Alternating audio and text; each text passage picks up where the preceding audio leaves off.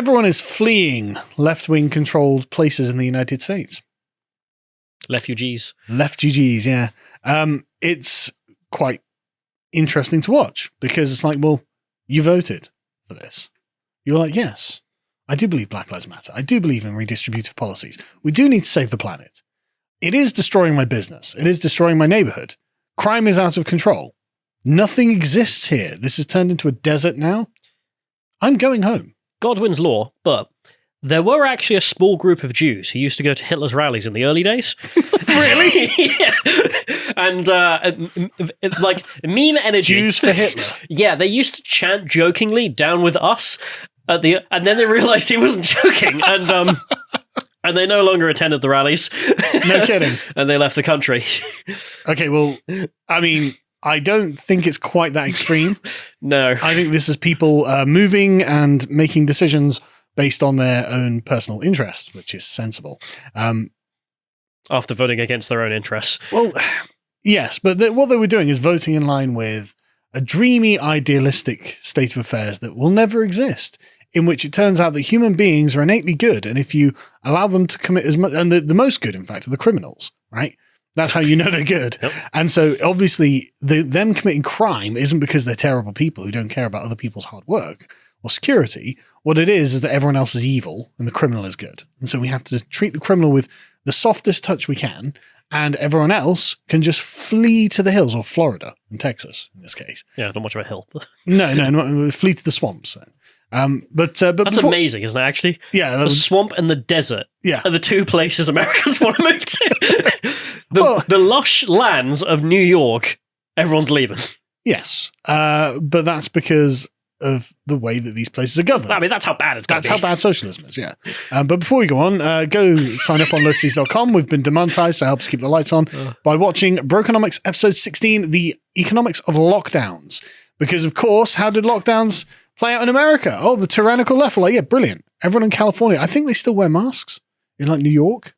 I don't know. I don't think there's any Wi-Fi anymore. It's that bad. Probably. It's literally like a Kurt Russell movie.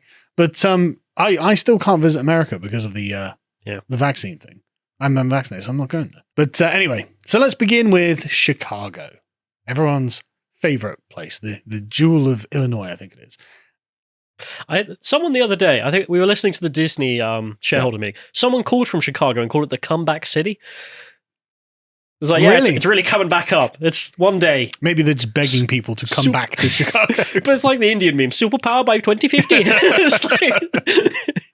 So anyway, Walmart just decided, you know what, we don't like working in Chicago anymore, and so we're closing 4 of our stores. The company is like, we're just going to move these stores elsewhere, and a bunch of pharmacies as well. And in a news release, the company said, our Chicago stores have not been profitable since we first opened them nearly 17 years ago. These stores lose tens of millions of dollars a year, and their annual losses nearly doubled in just the last 5 years. I wonder why that's happening. Why do you think? Think there's people in Chicago? Too many white people. Possibly. I think there's so many. They're ruining the neighborhoods. There's a lack of culture. Yep. There's a complete lack of innovation. It's all the smash and grab robberies, really. What? I think it's terrible, said Chatham customer Norma Gregory. Target left, now Walmart is gone. We don't have anything in our community anymore. Tyson Foods is also leaving. They've decided, no, we're leaving Illinois entirely, and they're going to relocate early next year. They say, quote, I love what you do bad in the capital. You're like, the whole state's got to go. Like, you got to throw the whole bathwater out. Well, no, that's literally what they've said. Bringing our talented corporate team members and businesses together under one roof unlocks greater opportunities to share perspectives and ideas, while also enabling us to act quickly to solve our problems and provide innovative product solutions that our customers deserve and value. And none of them are in Chicago. For some reason. This where isn't that the one where, what is it, the bug woman lives? Well, she used to be. She's Lori Lightfoot. She is no longer the mayor because it didn't go very well. But it's going to get worse, right? But anyway, Chicago, of course, was recently criticized for crime. CEO of Tyson, Chris Kempczynski, recently said that crime is seeping into every corner of our city. What is going on in Chicago? I mean, it's sort of, come on, it's like local man finds out. It's just like, well, we legalized crime and our crime's gone up, and now we're criticized for it, not praised for some reason. A bunch of Fortune 500 companies are leaving Chicago as well. Household name companies Boeing, Caterpillar, and Citadel are distancing themselves from Chicago, ditching their Illinois-based corporate headquarters for better economic opportunities in other states. This is a harsh blow to Illinois, as it lost 3 of the 35 Fortune 500 companies located there. But these moves should come as no surprise. Illinois' regulatory environment, taxes, high crime, and dwindling talent base have earned the state a spot on the list of worst states for business for 11 consecutive years. Anna's got a point. Yeah, crime is bad. And tax is bad. And environmental regulations and all this sort of nonsense, bad. But if you get to the next one, there's just a long list of companies leaving. Just scroll through this a second. Not enough. And just keep going. Just keep going. More. Keep going. This is a long list, right? How long are we going to be here? A while. But Citadel? the massive firms you've never heard of. But these are I'm just like, because you're scrolling, I'm just hearing crime's up, blah. Robbery's up, blah. Yeah, that's profits down, blah. Yeah, and taxes up. And it's just like, okay. Reasons to leave, lower crime. And so I thought we'd go to a local news report, just talking about the problem. You can just play the next clip. Yeah, Alan and Judy, retailers have been wary of smash and grabs here along the Mag Mile after several incidents over the past few years. Today, the governor signing this new bill into law in an effort to combat that kind of crime. Yeah, it's always been around, but now it's more so than ever. A staple on Oak Street for 45 years. The owners of Bravco Beauty say they've witnessed retail theft increase downtown in recent years. We've seen video after video of mobs rushing into stores everywhere from luxury to convenience stores, stealing items from places like Macy's, Nordstrom, Burberry, and LensCrafters along the Mag Mile. Plus, the Louis Vuitton store in Oak Brook, where a group of 14 people ransacked the place, making off with $120,000 worth in merchandise. This is about a multi-billion-dollar industry of organized criminals carrying out sophisticated theft operations to turn a profit on the resale market. Governor J.B. Pritzker signed the Inform Act into law today, defining organized retail crime for the first time in the state and making it a felony. These brazen acts not only place retail employees and customers at risk, but also deprive local municipalities and the state of much-needed tax dollars. Last December alone, Illinois Attorney General Kwame Raoul's organized crime task force retrieved $1 million worth of stolen items from storage units. Just so you get the point, right? They've finally realized crime bad. Maybe we should make it legal. Do you remember during the pandemic where, what was it, you could steal under $1,000? No, that's in California, $950, and it's not a federal crime. But I thought they also did it in, I think it was Chicago and New York. It wasn't so much like the law side, but the policing side. Yeah, they wouldn't prosecute. If there was theft going on in shoplifting, just don't respond to it. And so people just piled it up. Yeah. And they literally just... But again... And then they started meeting up, being like, how about we make this a business? Yeah. The richest man in Illinois is a guy called Ken Griffin. He's a hedge fund manager. He's got more Louis Vuitton bags than anyone. No, he doesn't, not anymore. He's the head of the investment firm Citadel, and he's like, no, we're relocating to Miami. Miami is a vibrant, growing metropolis that embodies the American dream. Really? Why? Well, he says... Who's in charge there? Well, he says, quote... they're leaving Chicago due to violence, and said in an interview with the Wall Street Journal, if people aren't safe here, they're not going to live here. Sorry, I'm laughing because I'm imagining in 5 years it will be, we spoke to the richest man in Chicago. He's named Snowball. On the street, he is known for his large amounts of Louis Vuitton bags. But the street in the area that Citadel is headquartered in, or was headquartered in, of course, is a very nice area. And even that has seen a rash of violent crime, including fatal shootings, violent armed robberies, and carjackings. Oh, God, I can't believe. Yeah, can you even imagine? People were driven to killing each other in the streets. So anyway, moving on to Portland. You remember in 2020 that, of course, the riots for 100 days. Yeah, I'm surprised the city still exists, frankly. Well, it basically doesn't, actually. We'll get to we'll get to that. Literally just riots upon riots upon riots. And it was really bad, so a bunch of businesses left then. But if we fast forward to 2023, it's going great, actually. Look, they're persevering despite years of challenges. from the government in Portland, allowing massive mobs of communists to go and ransack the business district, right? But what I love about this is you've got this. The framing of the article is everything's going great, but when you actually speak to some of the business owners, such as Peter Chow, a chef and owner of 2 restaurants, he says, throughout the week, we work really hard and the profit is gone and the window's smashed. And there's a lot that isn't even a break-in to steal anything. They're just going by and smashing windows. So they're not even coming to take anything. It's really frustrating. Yeah. How insufferable must that be? It reminds me when we were reading about like a foreign person would go to China during the Great Leap Forward and they'd find that one factory was still operating. Oh, brilliant. And be like, oh, look, they're still doing it despite challenges. It's like, yeah, a few challenges. That's exactly it. But a more realistic assessment is that downtown Chicago is now a hollowed out shell, as the Daily Mail call it. If you can go to the next one. Public data shows that since the pandemic, more than 2,600 downtown businesses have filed changes of addresses. They're like, no, we're out. We're just out. Not having it. Each area has different challenges, but what we're seeing in the metro area is absolutely rising crime, says Washington County District Attorney Kevin Barton.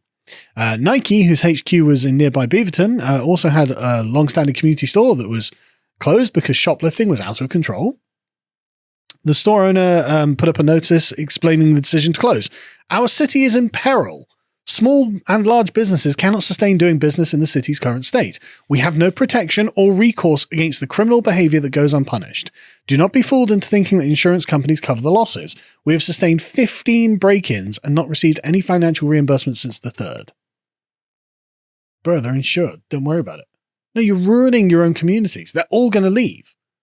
You're going to be left with nothing. Why is it that my community is a complete rundown hellhole? After you burnt down all the stores. Time to vote Democrat. Moving to San Francisco. Now, you are aware that lots of people are leaving San Francisco. This is obviously a hub of tech companies. Usually in coffins. We'll get to that. Yeah. In 2022, there were 153. Sorry, in 2021, there were 153 companies that relocated their headquarters. More than double the 75 that left in 2020. And triple the 46 that exited in 2018, according to a recent report from the Hoover Institution at Stanford University. And the conservative think tank, don't need to know their opinion, but they say that economics is the primary cause, citing other states having lower regulations, taxes, and cost of living. There's been a tech exodus from San Francisco. Silicon Valley is dying. Meta, as in Facebook's parent company, announced that it was giving up 435,000 square feet at the luxury 181 Fremont Street Tower, the latest move in the company's effort to recalibrate its leases around the world. It's interesting, isn't it? Hundreds of thousands of floor space that Facebook are like, yeah, we don't want to live in San Francisco anymore. You seen their stock price? It's pretty low at the moment. It's like half of what it was. Yeah. But this announcement places Meta at number 2 in terms of most San Francisco office space left behind in the past year, because there's a company called Block that own a load of different sort of social media tech properties, and they decided to leave their 470,000 square foot. But in total, 2.4 million square feet of office space is being vacated by 10 companies this year, or last year. Well, don't worry, someone else will move in. That's just fine. I'm sure. It's just fine. That makes 21%, a fifth of office space in San Francisco is now empty. Single year. Yep. 63% of companies, if you can go to the next one, plan to downsize their San Francisco offices. There's a minus 35% drop in Bay Area's tech worker inflow-outflow ratio, the steepest decline nationwide. And the annual economic impact of San Francisco's 100,000 tech jobs losses on the economy is going to be 1.1 billion, apparently. This is not good for San Francisco. Therefore, the city, you can go to the next one, is facing a $728 million budget gap over the next 2 years, according to Bloomberg. Who's going to pay for those needles? Maybe we can tax crime. Do you remember when the IRS did do that? No. It was during COVID, actually. They put up a statement on the website saying if you commit crime, pay your taxes. Yeah, if you'd gotten your money illegally, you still had to pay tax on it. No, I don't. What? Yeah, that was... I'm not kidding. It was a list of, I think it was like, if you got your money fraudulently or whatever, you still need to pay tax. Yes, you do. Absolute audacity. The IRS are like, they wrote they wouldn't investigate you for the crime committed, but they would investigate you for the tax fraud if you didn't declare your increase. Anyway, it is, as you said, getting dangerous in San Francisco. I mean, it's been dangerous for a while, but it hit the headlines because the founder of Cash App got stabbed to death just in a nice area of San Francisco. Just getting out of his car, stabbed to death. No one helped him either. You're like, banged on cars, like, look, I've been stabbed. And people are like, not my problem, wind up the window. It's like, that is awful. Probably going to rob from me. Yeah, exactly. Well, who knows? But there's a good defense made of this. It's like, oh yeah? Well, if you go to the next one, we can look at the most dangerous cities in America. And San Francisco's nowhere near the top. There are way more dangerous Democrat cities than San Francisco. You scroll down in this, John, so you can see the graph. It's not the defense you think it is. Yeah, exactly. There's literally a chart, but it's like there we go. Mogadishu, it's fine. Yeah, no. But look, St. Louis, Detroit, Philadelphia, Milwaukee, Atlanta, these are all way more dangerous. Look at Chicago and Oakland and Minneapolis and Houston and Los Angeles. It's like these are all Democrat-run S-holes. Yeah. To be fair, there is a slight bias because all cities are left-wing assholes. That's true. Except like one or two. Yeah. So, but then, then why are the cities not a place of harmony if the theory works? Exactly. If you're going to keep voting for this is what you deserve. Anyway, moving on. Whole Foods are leaving San Francisco as well. Why do you think? Not enough rich customers because they all left. Nope. Quote, we feel we can ensure the safety of our team members in store. If we feel we can ensure it, then we'll reevaluate reopening the Trinity location. So the problem rhymes with shrine. Yes. Okay. A City Hall source told the newspaper that the company cited deteriorating street conditions around drug use and crime near the store as the reason for its closure. It's funny how every place that's dying in America has exactly the same reason for why they're dying. They're governed by exactly the same kind of people, belonging to exactly the same party, with exactly the same agenda, enacting it in exactly the same way to produce the exact same consequences. It's amazing. There's a long list of people leaving California. If we can go to the next one. You can just scroll through this. Every company. Yeah. Yeah. I was actually surprised. Elon Musk was just keep scrolling. Look at the little bar at the side. Yeah. Just look at it. Like, these are major companies as well. Just look at it. Keep going. It keeps going. No. yeah, just keep scrolling, John. Keep scrolling, right? Every one of these entries is a company. Thousands of jobs. Yeah, just imagine. Per millisecond of scroll. Yeah, exactly. Yeah, tens of thousands of jobs. Elon Musk was actually asked because he was in San Francisco. Yeah. So are you going to move Twitter outside of California? And he just sat there, thought for a minute, and went, not yet. I was like, oh, so that is coming as well. That is coming, yeah. Yeah, he's gonna make sure it's financially viable first, and then he's gonna put the money in to move it. Anyway, so in total, it looks like at least 1 million people have left California and New York since April 2020. This was only in December as well. So people are fleeing. People are literally fleeing left-wing controlled areas. Not new news, actually, but it's just the scale of how bad things are is really intensifying at this point. I mean, it's genuinely bad. If you appreciated that segment from the podcast The Lotus Eaters, you can go to lotuseaters.com to get access to all the premium content that's on the site, such as the Brokenomics series, this episode on BlackRock Incorporated. If you'd like to find out what else is being put out, you can follow on Getter at lotuseaters_com on Getter. Thank you and goodbye.